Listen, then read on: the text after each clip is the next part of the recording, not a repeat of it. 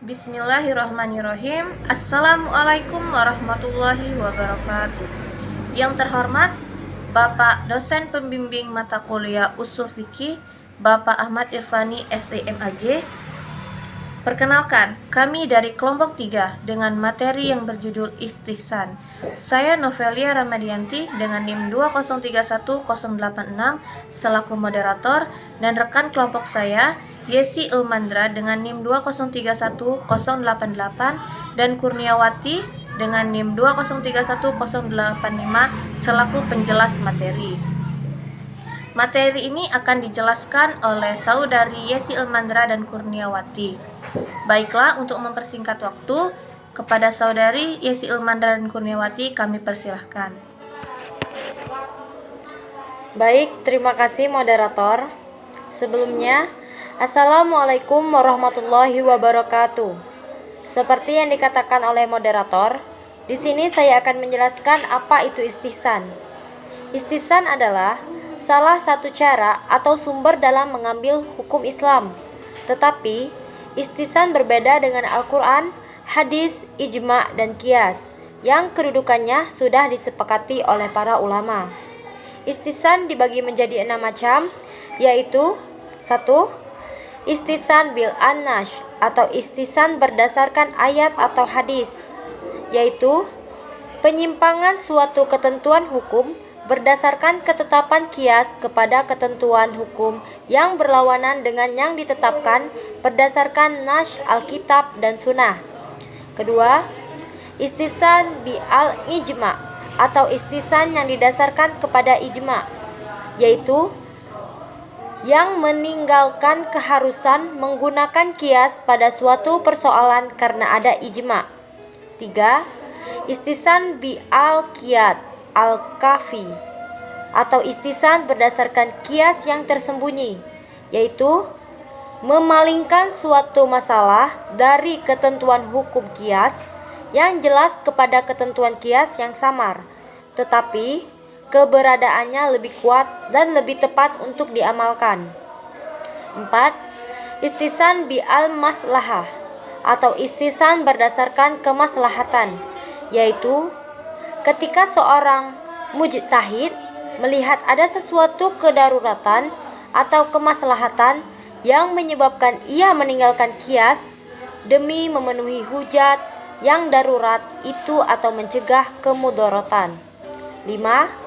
Istihsan bi al-urf atau istihsan berdasarkan adat kebiasaan yang berlaku umum, yaitu penyimpangan hukum yang berlawanan dengan qiyas karena adanya urf yang sudah dipraktikkan dan sudah dikenal dalam kehidupan masyarakat. Dan yang terakhir, istihsan bi al-darurah atau istihsan berdasarkan darurah, yaitu seorang mujtahid meninggalkan keharusan memberlakukan qiyas atas suatu masalah karena berhadapan dengan kondisi darurat, dan mujtahid berpegang kepada ketentuan yang mengharuskan untuk memenuhi hajat atau menolak terjadinya kemudaratan. Selanjutnya, hukum dasar istihsan dapat dibaca di samping video ini. Terima kasih.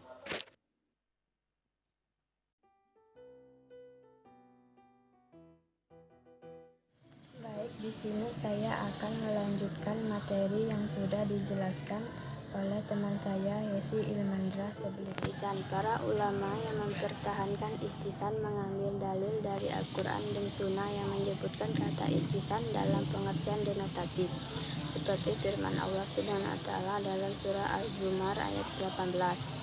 Menurut mereka, dalam ayat ini Allah memerintahkan kita untuk mengikuti yang terbaik, dan perintah menunjukkan bahwa ia adalah wajib. Maka ini menunjukkan bahwa istihsan adalah hujah.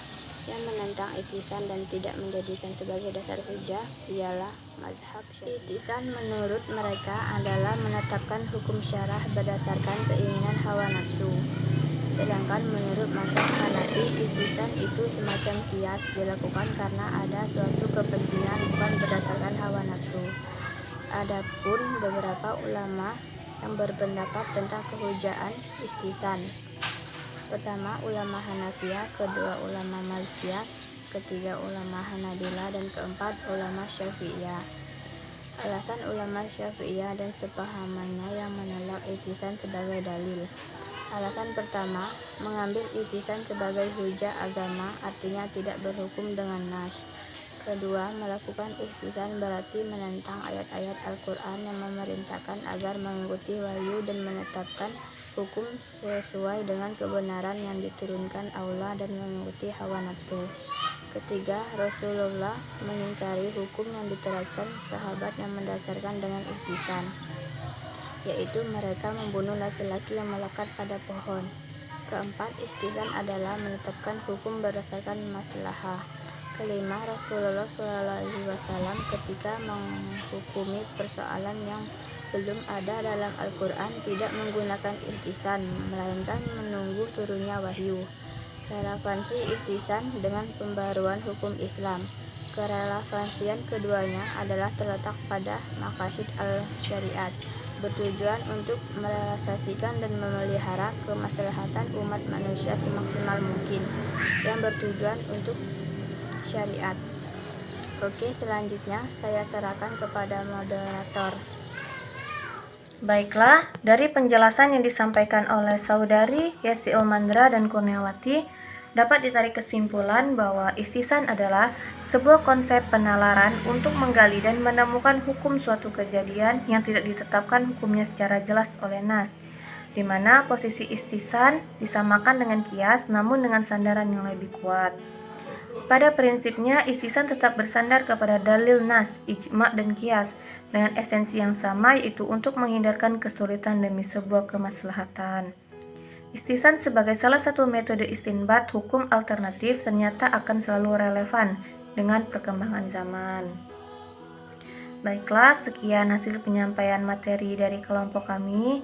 Jika masih banyak kekurangan, kami mohon maaf. Kepada Allah kami mohon ampun. Dan saya akhiri dengan wabillahi taufik wal hidayah. Wassalamualaikum warahmatullahi wabarakatuh.